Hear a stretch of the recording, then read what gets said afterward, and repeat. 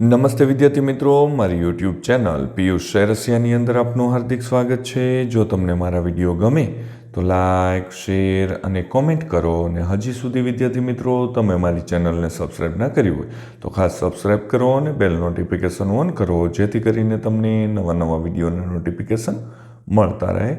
તો ચાલો વિદ્યાર્થી મિત્રો, ધોરણ 7ની અંદર જે સ્વાધ્યાયન પોથી આવેલી છે તેમાં એકમ છે 12મું, સરહદની સફરે। વિદ્યાર્થી મિત્રો, બીજી માહિતી આપી દઉં, આ માત્ર તમારી સમજ માટે છે, નહીં કે ઉતારો કરવા કે કોપી કરવા। જ્યાં તમને મુશ્કેલી પડે ત્યાં જ તમારે મારા વિડીયોનો ઉપયોગ કરવાનો છે, અથવા તમે લખેલું હોય તે તપાસવા માટે મારા વિડીયોનો ઉપયોગ કરજો। તો ચાલો જોઈએ પ્રશ્ન પહેલો। પ્રશ્ન પહેલો છે કે ભાઈ,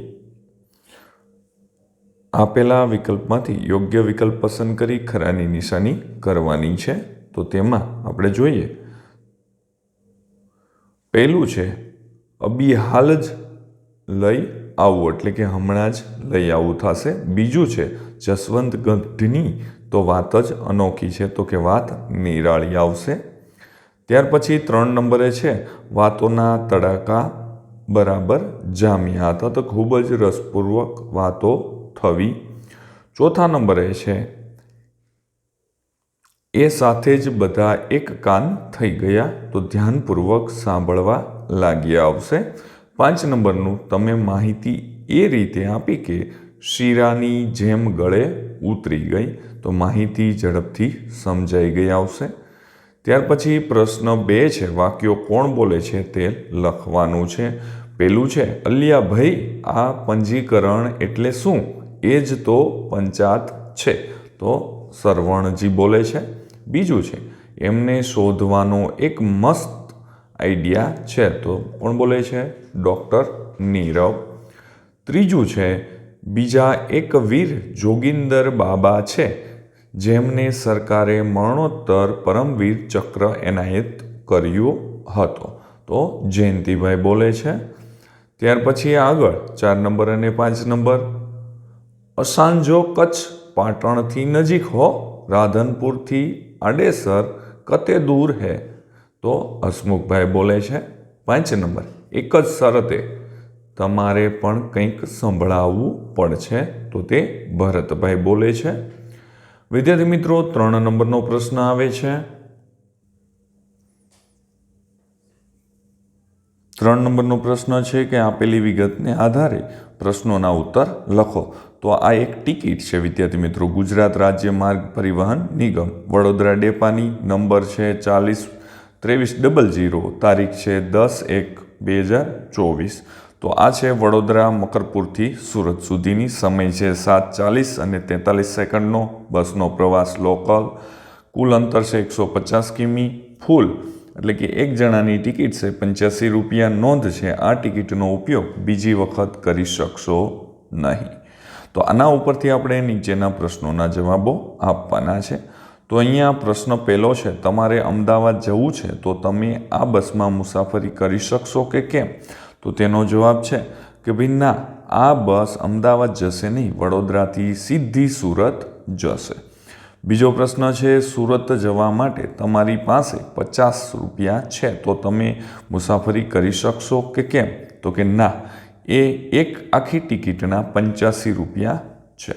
ત્રીજો પ્રશ્ન છે, તમારો મિત્ર 6 ટિકિટ લે છે તો તેને કેટલા રૂપિયા ચૂકવવા પડશે? તો મિત્રને 6 × 85 એટલે કે 510 રૂપિયા ચૂકવવા પડશે। ત્યાર પછી 4 નંબરનો પ્રશ્ન છે, આપેલ વિગતને આધારે ફૂલ શબ્દનો ગુજરાતી અર્થ લખો। તો ફૂલ શબ્દનો ગુજરાતી અર્થ થશે આખી કે પૂરી ટિકિટ। 5 નંબરે છે, આ ટિકિટનો બીજા દિવસે ઉપયોગ થશે કે કેમ? તો કે ના, કેમ કે ટિકિટ માત્ર 10/1/2024ના રોજ જ ચાલશે। વિદ્યાર્થી મિત્રો, બીજી માહિતી આપું કે ધોરણ 7ના દરેક વિષયના દરેક એકમના વિડીયો મેળવવા માટે નીચે ડિસ્ક્રિપ્શન બોક્સની અંદર પ્લેલિસ્ટ લિંકો આપેલી છે, તેના ઉપરથી તમે દરેક વિષયના દરેક એકમના વિડીયો મેળવી શકશો। તો ચાલો જોઈએ ચોથા નંબરનો પ્રશ્ન। તો તેમાં છે કે ભાઈ, જુદી જુદી બોલીમાં વપરાતા શબ્દોને માન્ય ભાષામાં લખી ઉદાહરણ મુજબ વાક્ય બનાવવાનું છે। તો ઉદાહરણ છે પંડર, તો કે 15, અને વાક્ય બને છે વિહાન 15 દિવસ પછી અમદાવાદ જશે. બીજું છે પોયરો, તો છોકરો થશે. રાજેશભાઈનો છોકરો ડૉક્ટર છે. ત્યાર પછી આગળ જોઈએ. બીજા નંબરે છે ઓથ, તો કે આડસ. બધા પ્રાણીઓ ઝાડની આડસ લઈને બેઠા. બીજું છે ગયેલો, એટલે કે ગયેલો. રમેશ ગઈકાલે મુંબઈ ગયેલો. ચોથું છે અગાડી, તો કે આગળ. અમારી ટ્રેન આગળ ચાલી. હેન્ડો, એટલે કે ચાલો, તો કે તમે સૌથી આગળ ચાલો. આ રીતે આપણે શબ્દોના વાક્યો બનાવી શકાય છે. ત્યાર પછી 5 નંબરનો પ્રશ્ન છે ફકરામાંથી રૂઢિપ્રયોગો શોધી તેમનો અર્થ લખી યોગ્ય ફેરફાર કરી ફકરો ફરીથી લખવાનો છે. તો અહીંયા વિદ્યાર્થી મિત્રો આપણે રૂઢિપ્રયોગો શોધી ગાંઠ બાંધવી, પૈસાની છોડો રેલાવી, દિલનો ટુકડો હોવું, ઘોડલા ખેલવવા દેવા, હળવા ફૂલ થવું. તો આના ઉપરથી આપણે ફરીથી ફકરો લખવાનો છે. તો જોઈએ. એક નાનકડું ગામ હતું. તેમાં રહેતા કંચનભાઈએ તોફાન કરતા નાના બાળકોને શાંત કરી દીધા. તેથી બાળકોએ મનમાં નક્કી કર્યું કે કંચનભાઈને પરેશાન કરવા છે. પરંતુ બાળકોને કંચનભાઈના એક સમજદાર મિત્ર મળ્યા. તેમના ઘરે ખૂબ સંપત્તિ હતી. તેથી તેમણે પણ કંચનભાઈને સમજાવ્યું કે દરેક વ્યક્તિ માટે નાના બાળકો ખૂબ પ્યારા હોય છે. તેથી બાળકોને આનંદ કરવા દેવો જોઈએ. આખરે કંચનભાઈ અને બાળકોનું માન ભાર થઈ ગયું. ત્યાર પછી પ્રશ્ન નંબર 6, પ્રશ્નોના ઉત્તર લખો. તો તેમાં પહેલો પ્રશ્ન છે શક્તિપીઠ એટલે શું? ગુજરાતમાં આવેલા શક્તિપીઠોના નામ લખો. તો શક્તિપીઠ હિન્દુ ધર્મમાં દેવી શક્તિની પૂજા માટેનું પવિત્ર સ્થળ છે. પૌરાણિક કથા અનુસાર ભગવાન શિવે સતીના શરીરને લઈને આખા ભારતમાં ભ્રમણ કર્યું હતું. તે દરમિયાન તેમના શરીરના અંગો જુદા જુદા સ્થાને પડ્યા, જે આજે શક્તિપીઠના સ્વરૂપમાં પૂજાય છે. ગુજરાતમાં અંબાજી, બહુચરાજી, પાવાગઢ અને ચોટીલા જેવા શક્તિપીઠો આવેલા છે. પ્રશ્ન 2, પદચિહ્ન એટલે શું? તમે કઈ કઈ જગ્યાએ પદચિહ્નનો જોયા છે તે લખવાના છે. તો જવાબ જોઈએ વિદ્યાર્થી મિત્રો કે પદચિહ્ન એટલે વ્યક્તિઓના પગના નિશાન જે કોઈ દેવી દેવતા કે પવિત્ર વ્યક્તિના હોય છે. ગુજરાતમાં ઘણા મંદિરોમાં આવા પદચિહ્નો જોવા મળે છે. મેં સ્વામિનારાયણ મંદિરમાં સ્વામિનારાયણ ભગવાનના પદચિહ્નો જોયા છે. ત્યાર પછી છે પ્રશ્ન નંબર 3, તવાંગ શહેર વિશે 2-3 વાક્ય લખો. તો તવાંગ આશરે 11,000 જેટલી વસ્તી ધરાવતું તવાંગ જિલ્લાનું મુખ્ય મથક છે. તવાંગ યાત્રાઓનો છેલ્લો પડાવ તવાંગ શહેરમાં હોય છે. તવાંગ શહેર તેની પ્રાકૃતિક સુંદરતા, બૌદ્ધ મઠો અને સાંસ્કૃતિક વિરાસત માટે જાણીતું છે. પ્રશ્ન નંબર 7, તમારા જિલ્લામાં આવેલા જોવાલાયક સ્થળોના નામ લખી કોઈ 2 સ્થળ વિશે લખો. તો મેં અહીંયા મારા જોવાલાયક સ્થળ તરીકે જૂનાગઢ લીધું છે. વિદ્યાર્થી મિત્રો તમે તમારી રીતે લઈ શકો છો. જૂનાગઢ શહેરમાં ઘણા જોવાલાયક સ્થળો આવેલા છે. અહીં ગિરનાર પર્વત આવેલો છે. ગુજરાતનો સૌથી ઊંચો પર્વત છે. આજે ત્યાં રોપવેની સુવિધા પણ કરવામાં આવેલી છે. દર વર્ષે લોકો ગિરનારની લીલી પરિક્રમા કરવા આવે છે. ત્યાર પછી છે બીજું, ઉપરકોટનો કિલ્લો. જૂનાગઢ શહેરમાં ઉપરકોટનો કિલ્લો ભવનાથ તળેટી તરફ જતા આવે છે. આ પ્રાચીન કિલ્લામાં અડીકડી વાવ, નવઘણ કૂવો, અનાજના કોઠારો, નીલમ અને માણેક જેવી તોપો અને બૌદ્ધ ગુફાઓ વગેરે જોવાલાયક સ્થળો છે. ત્યાર પછી આવે છે પ્રશ્ન નંબર 8, તમારા શિક્ષકની મદદથી કહેવતોની સાચી જોડણી લખવાની છે. જેમ કે સોબત તેવી અસર, જૈસા સંગ વૈસા રંગ, a man is known by the company his keeps.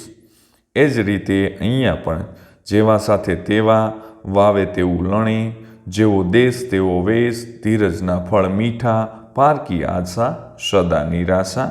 તો અહીંયા તેને ગુજરાતી, હિન્દી અને ઇંગ્લિશની અંદર લખેલા છે.